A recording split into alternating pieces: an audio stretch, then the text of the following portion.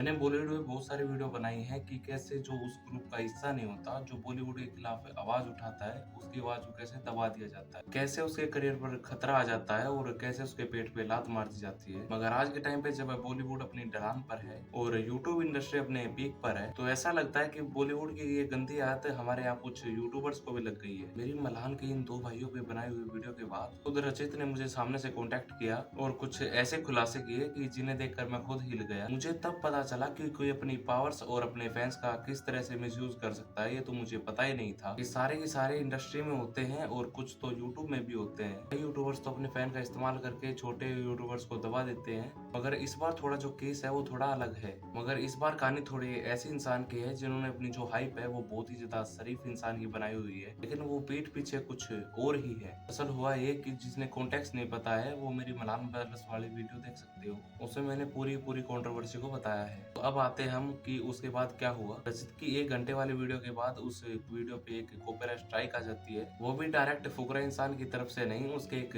Fan base की तरफ से। दो चीज स्क्रीनशॉट पे साफ साफ दिख रही है। इसमें जो आपको रिमूवल स्क्रीनशॉट दिख रहा है वो वरुण फुकरा इंसान नाम से है और जो कॉन्टेक्ट नंबर है वो फुकरा इंसान अनी नाम से है। अब आप ये चीज सोचो है कि एक इंस्टा क्रिएटर ने यूट्यूब पे उसे स्ट्राइक कैसे मार दी। दरअसल हुआ क्या था कि फुकरा की जो एक एडिट बनाई गई थी, तो रचित ने उसे एज ए डिसअपॉइंट में दिखाया था कि भाई ये हुआ था, तो किसी ने उसी चीज के ऊपर उसके ऊपर स्ट्राइक मार दिया। रचित उस क्लिप में ये दिखाना चाहता था कि कैसे फुकरा के जो फैन है वे उसकी तरफ सारी गेट डाइवर्ट कर रहे हैं और उस चीज के बारे में जो फुकरा है वो कुछ नहीं कह रहा है। बस इतनी छोटी सी बात के ऊपर एक फेक कॉपीराइट स्ट्राइक दे दिया इन लोगों ने। स्ट्राइक का तो आपको पता ही होगा कि यूट्यूब एक स्ट्राइक पड़ने के बाद 2 स्ट्राइक और आने पर आपका यूट्यूब चैनल खत्म कर देता है। और तो और बल्कि 1 वीक तक वो उस पे कोई भी कंटेंट नहीं डाल सकता, जिससे उसकी रीच भी बहुत ही ज्यादा इफेक्ट होगी। ये बहुत ही ज्यादा सीरियस बात है किसी भी क्रिएटर के लिए। ये सिर्फ और सिर्फ फुकरा के जो फैन है वे इसलिए कर रहे हैं कि उनके जो फेवरेट क्रिएटर हैं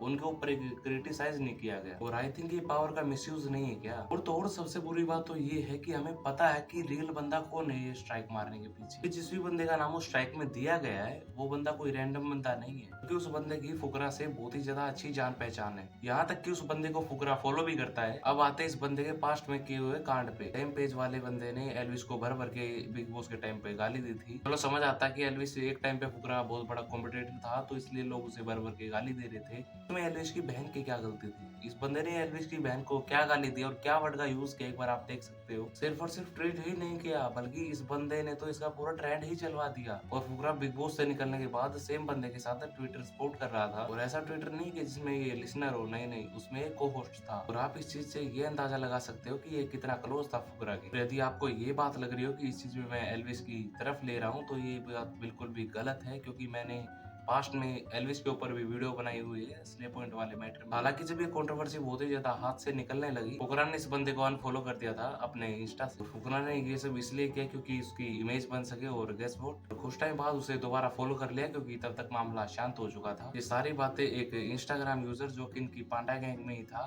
उसने बताई। ये फ्री में किए गए ट्रेंड थे या फिर इससे कोई फंड कर रहा होगा, ये बात मैं आपके ऊपर छोड़ता हूँ। हालांकि मेरे पास बहुत सारे स्क्रीनशॉट है इन सब चीजों के जिनमें बताया जा रहा है ये सारी चीजें पेड थी, लेकिन इस चीज का मेरे पास कोई सॉलिड प्रूफ नहीं है, तो इसलिए मैं कुछ नहीं बोलूंगा। इसी केस में फुकरा इंसान ने एक ट्वीट करते हुए ये बात बोली कि किसी की भी माँ बहन को गाली ना दे और किसी को स्ट्राइक तो बिल्कुल भी ना दे। आप सभी ने एक चीज को नोटिस किया कि इसने सेम यही पैटर्न पहले भी यूज किया था कि जब वो कंट्रोवर्सी चली थी, इतने सारे ट्रेंड चलवाने के बाद जब आपने उस बंदे को अनफॉलो कर दिया तो आपने उसे बाद में फॉलो क्यों किया। तो क्या तब उसकी गलती माफ हो गई थी?